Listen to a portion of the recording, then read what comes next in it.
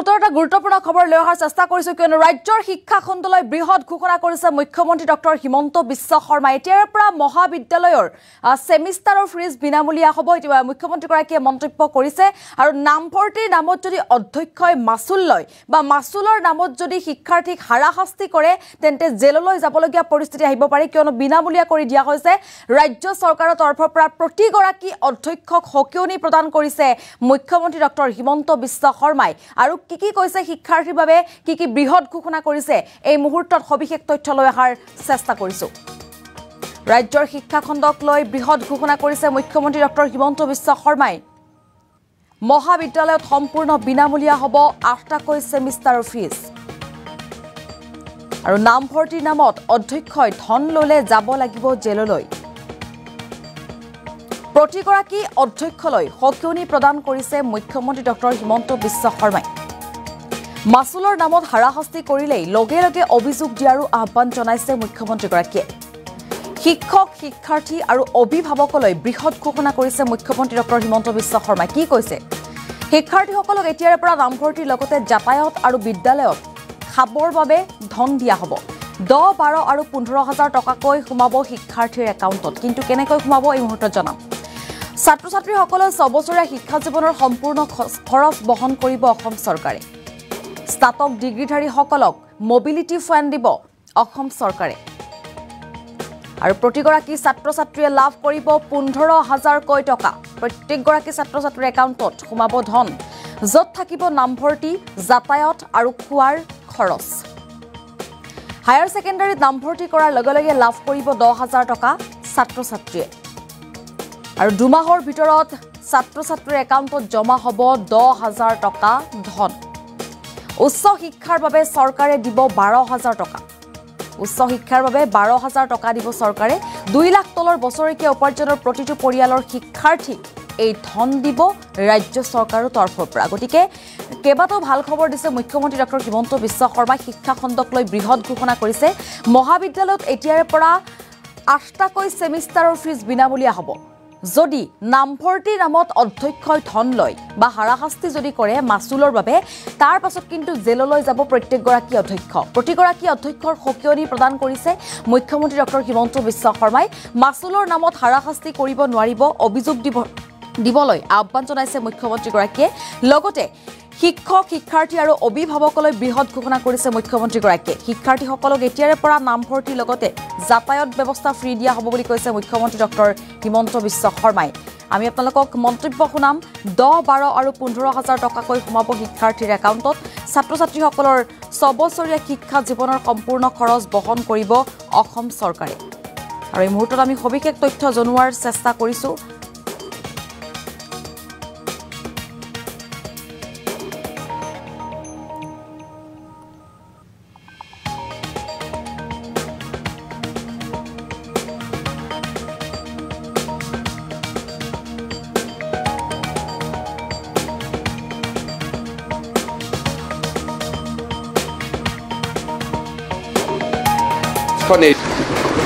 অধ্যক্ষ মহোদয়, ৰাজ্যৰ শিক্ষামন্ত্ৰী হৈ থকাৰ সময়ত মই বিনামূলীয়া নামভৰ্তিৰ কনচেপ্ট আৰম্ভ কৰিছিলোঁ। Assam is a leading state. তাতো কোনোবাই মনত দুখ পালে মই সহায় কৰিব নোৱাৰোঁ। হায়াৰ ছেকেণ্ডাৰীৰ পৰা পষ্ট গ্ৰেজুৱেটলৈকে বিনামূলীয়া নামভৰ্তি দিয়া আসাম এখন লিডিং ষ্টেট। মোৰ এটা অভিজ্ঞতা হৈছে, শিক্ষামন্ত্ৰী হৈ থকাৰ সময়ত বলিন চেতিয়া ডাঙৰীয়াৰ সমষ্টিত এবাৰ মই গৈছিলোঁ। তেতিয়া মই নাজানিছিলোঁ যে এডমিশ্যন ফিজ ফাৰ্ষ্ট ছেমিষ্টাৰটো থাকে, ছেকেণ্ড ছেমিষ্টাৰটো থাকে, থাৰ্ড ছেমিষ্টাৰটো থাকে। সৰু ছোৱালী এজনীয়ে মোৰ ওচৰত আহি মোক এখন কাগজ দিলে যে ছাৰ, আপোনাৰ বিনামূলীয়া নামভৰ্তিৰ কাৰণে দেউতাৰ পৰা কাজিয়া কৰিও মই শদিয়া কলেজত এডমিশ্যন লৈছোঁ। কিন্তু যদি ছেকেণ্ড ছেমিষ্টাৰৰ নামভৰ্তিটো ফ্ৰী নহয়, মই আকৌ কলেজখন এৰিব লাগিব। আমি সিদ্ধান্ত লৈছিলোঁ যে first semester, second semester, third semester 6লৈকে সকলোতে 2 লাখ টকাৰ তলৰ উপাৰ্জন থকা সকলো মানুহে বিনামূলীয়া নামভৰ্তি কৰিব। অধ্যক্ষ মহোদয়, নামভৰ্তিৰ পিছত স্কুটি যুগ হ'ল, পোষ্ট গ্ৰেজুৱেটত পঢ়া ছোৱালীবিলাকক এতিয়া আমি কি দিওঁ মোবিলিটি ফাণ্ড তাৰ মানে ৰঞ্জিত দত্ত ডাঙৰীয়া আছে বিহালী কলেজত এবাৰ তেখেতৰ লগত মই গৈছিলোঁ বিহালী কলেজত ছোৱালীসকলে মোৰ লগত ওচৰত আহি কথা পাতোতে মই ছোৱালীজনীক সুধিছিলোঁ তোমালোক কেনেকৈ আহা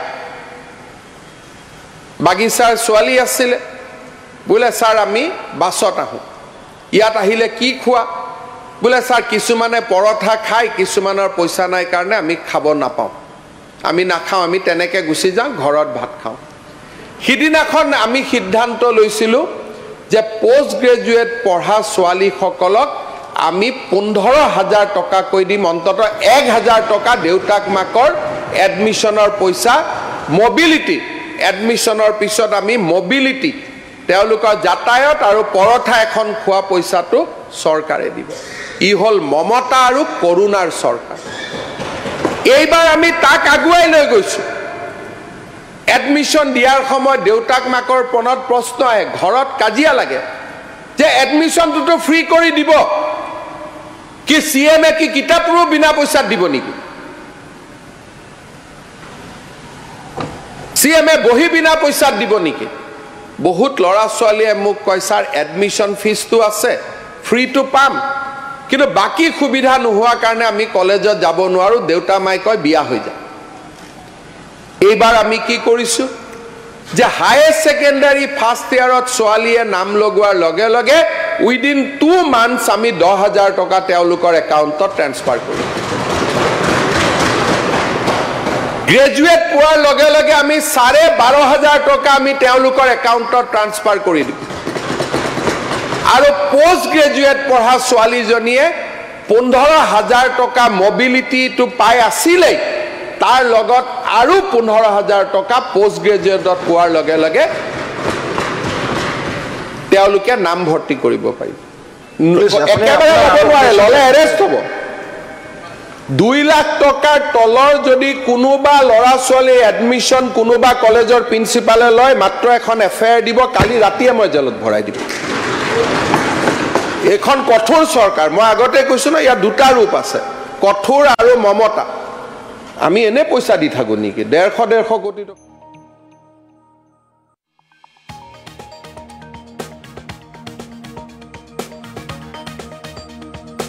শিক্ষামন্ত্ৰী হৈ থকাৰ সময়ত মই বিনামূলীয়া নামভৰ্তিৰ কনসেপ্ট আৰম্ভ কৰিছো Assam is a leading state তাতো কোনবাই মনত দুখ পালে মই সহায় কৰিব নোৱাৰো হায়াৰ সেকেন্ডাৰীৰ পৰা পোষ্ট গ্ৰেজুৱেটলৈকে বিনামূলীয়া নামভৰ্তি দিয়া আসাম এখন লিডিং ষ্টেট মোৰ এটা অভিজ্ঞতা হৈছে শিক্ষামন্ত্ৰী হৈ থকাৰ সময়ত বলিন চেতিয়া ডাঙৰীয়াৰ সমষ্টিত এবাৰ মই গৈছিলোঁ তেতিয়া মই নাজানিছিলোঁ যে এডমিশ্যন ফিজ ফাৰ্স্ট সেমিষ্টাৰটো থাকে সেকেন্ড সেমিষ্টাৰটো থাকে থাৰ্ড সেমিষ্টাৰটো থাকে সৰু ছোৱালী এজনীয়ে মোৰ ওচৰত আহি মোক এখন কাগজ দিলে যে ছাৰ আপোনাৰ বিনামূলীয়া নামভৰ্তিৰ কাৰণে দেউতাৰ পৰা কাজিয়া কৰিও মই খদিয়া কলেজত এডমিশ্যন লৈছো কিন্তু যদি সেকেন্ড সেমিষ্টাৰৰ নামভৰ্তিটো ফ্ৰী নহয় মই আকৌ কলেজখন এৰিব লাগিব আমি সিদ্ধান্ত লৈছিলোঁ যে first semester second semester third semester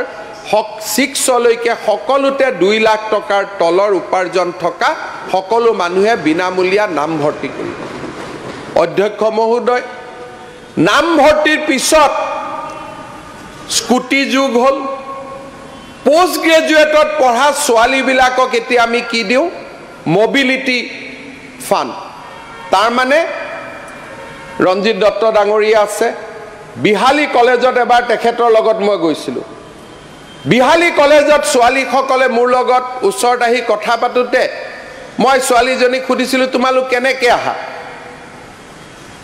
বাগিচাৰ ছোৱালী আছিলে বোলে ছাৰ আমি বাছত আহোঁ ইয়াত আহিলে কি খোৱা বোলে ছাৰ কিছুমানে পৰঠা খায় কিছুমানৰ পইচা নাই কাৰণে আমি খাব নাপাওঁ আমি নাখাওঁ আমি তেনেকৈ গুচি যাওঁ ঘৰত ভাত খাওঁ সিদিনাখন আমি সিদ্ধান্ত লৈছিলোঁ যে পোষ্ট গ্ৰেজুৱেট পঢ়া ছোৱালীসকলক আমি 15,000 টকাকৈ দিম অন্ততঃ 1,000 টকা দেউতাক মাকৰ এডমিশ্যনৰ পইচা মোবিলিটি এডমিশ্যনৰ পিছত আমি মোবিলিটি তেওঁলোকৰ যাতায়ত আৰু পৰঠা এখন খোৱা পইচাটো চৰকাৰে দিব ই হল মমতা আৰু কৰুণাৰ চৰকাৰ এইবাৰ আমি তাক আগুৱাই লৈ গৈছো এডমিশন দিয়াৰ সময় দেউতাক মাকৰ পনত প্ৰশ্ন আহে ঘৰত কাজিয়া লাগে যে এডমিশনটো ফ্ৰী কৰি দিব কি সিএমএ কি কিতাপৰো বিনা পইচা দিব নেকি